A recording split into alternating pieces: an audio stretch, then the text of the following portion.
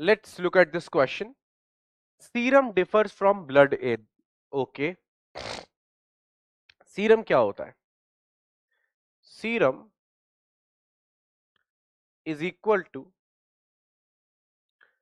plasma minus clotting factors. Plasma minus clotting factors. तो plasma में से आप क्लॉटिंग फैक्टर्स माइनस कर दीजिए, that is for you serum. ठीक है. अब देखिए प्लाज्मा क्या होता है? प्लाज्मा होता है ब्लड माइनस फॉर्म्ड एलिमेंट्स. तो ब्लड माइनस फॉर्म्ड एलिमेंट्स, ठीक है ना. ये जो आएगा इसमें से माइनस कर दीजिए साथ में क्या, क्लॉटिंग फैक्टर्स. तो क्या बन जाएगा बेटा? सीरम बन जाएगा.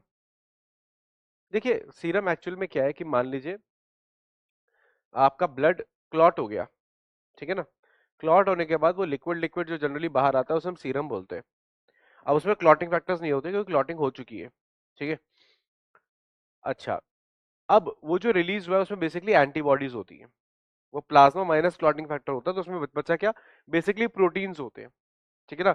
प्लाज्मा के प्रोटीन्स होते हैं, क्लॉटिंग फैक्टर छोड़ छोड़ के बाकी प्रोटीन्स और आयंस होंगे. ठीक है. तो डेफिनेशन ही कह रहा है कि serum differs from blood in. Blood से कैसे अलग है? कौन? Serum. Lacking clotting factors, yes, ऐसे डिफर करता है. किससे? ब्लड से. लैकिंग एंटीबॉडीज, नहीं, एंटीबॉडी सीरम में होती हैं. एंटीबॉडीज इम्यूनोग्लोबुलिन्स है तो ग्लोबुलिन्स होती हैं. एंटीबॉडीज क्या है? इम्यूनोग्लोबुलिन्स, है ना. तो ग्लोबुलिन प्रोटीन प्रेजेंट है, ये प्रूफ हो गया. हालांकि और भी ग्लोबुलिन्स होते हैं, लेकिन मैं भी आपको कॉन्सेप्ट समझाने के लिए कह रहा हूं कि आपको कैसे पता कि ग्लोबुलिन्स होते हैं, क्योंकि एंटीबॉडीज होती है. पता है आपको, सीरम का मतलब ही एंटीबॉडी है. अगर कोई बोले सेरोलॉजिकल टेस्ट, मतलब वो सीरम टेस्ट कर रहा है, मतलब वो एंटीबॉडी टेस्ट कर रहा है. कोई सीरम की बात करे तो मतलब वो बेसिकली आपके एंटीबॉडीज की बात कर रहा है ना. तो serum is important because of the antibodies. ठीक है ना. तो एंटीबॉडीज होंगी. अब एंटीबॉडीज होंगी तो एंटीबॉडीज क्या है? इम्यूनोग्लोबुलिन, तो ग्लोबुलिन होंगे. ये प्रूफ हो गया, मतलब आपको आपके लेवल पे समझाने के लिए बोल रहा हूँ. ठीक है ना. हालांकि इसमें अल्फा बीटा और भी ग्लोबुलिन होते हैं. खैर, लैकिंग एल्बुमिन नहीं.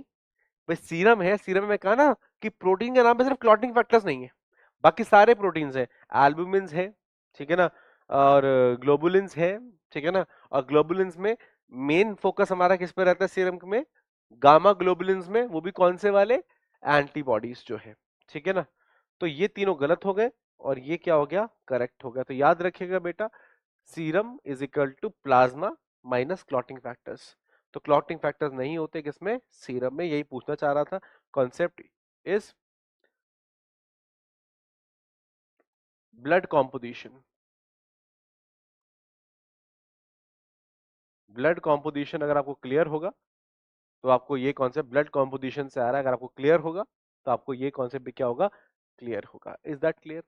तो ये हो गया आपका कॉन्सेप्ट यूज्ड और ये हो गया आपका आंसर, दैट इज ए.